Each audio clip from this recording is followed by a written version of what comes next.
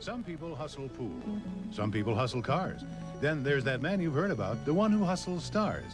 Jack Horkheimer, star hustler, director of the Miami Space Transit Planetarium. Our episode for this week, Monday, February 9th through Sunday, February 15th, is What's All This Syzygy Stuff Anyway?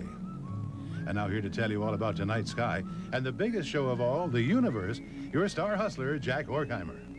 Greetings, greetings, fellow stargazers. And you may recall that back at the very beginning of this year, the news was chock full of the word syzygy and disastrous high tides.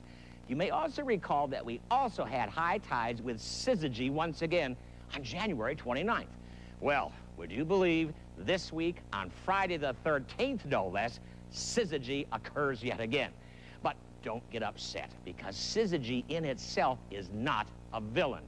Indeed, it is a very commonplace occurrence and will probably go down as one of the most misunderstood and inaccurately used words of 1987, if not the most difficult to pronounce.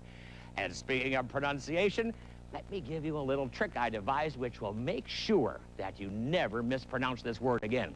Simply think of that low-fat bacon called sizzling, cut the lean part off, substitute the letter G, and instead of sizzling, you now have syzygy. Simple, right?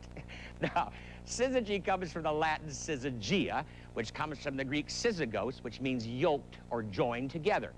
For instance, you can join together, you can yoke together oxen or horses. Now, in astronomy, syzygy means the lining up of the sun and earth with other heavenly bodies in nearly a straight line.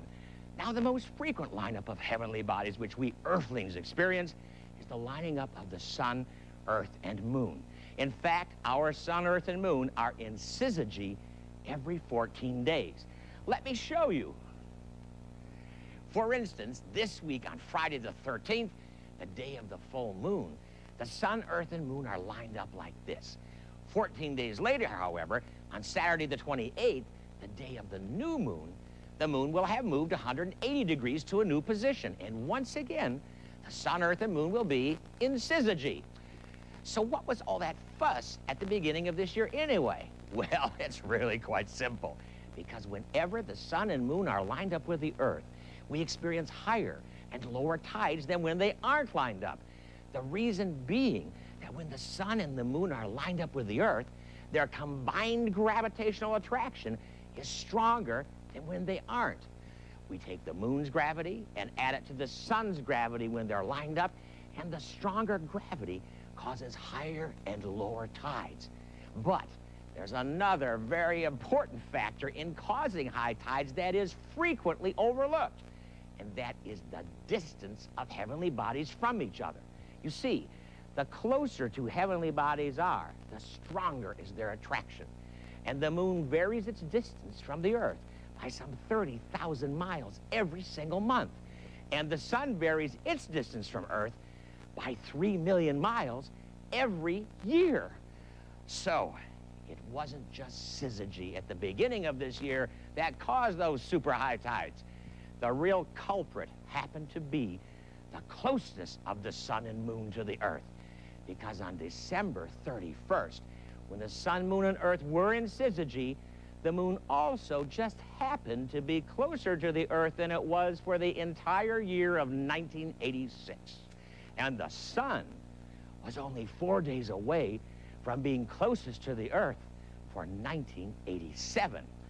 So, remember that while syzygy is commonplace, it is not commonplace to have both the moon and the sun closest to the earth at the same time and at the time of syzygy. But you know, my idea of super syzygy is when those heavenly bodies known as the Radio City Rockettes line up for their famous kicks. And with that in mind, may I remind you to keep looking up.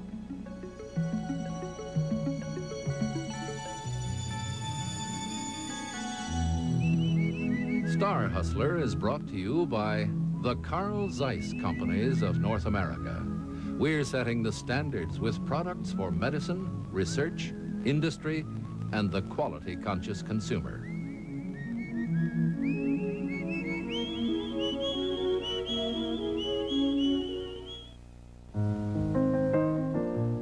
This is WXXI-TV in Rochester, New York, now concluding our broadcast today.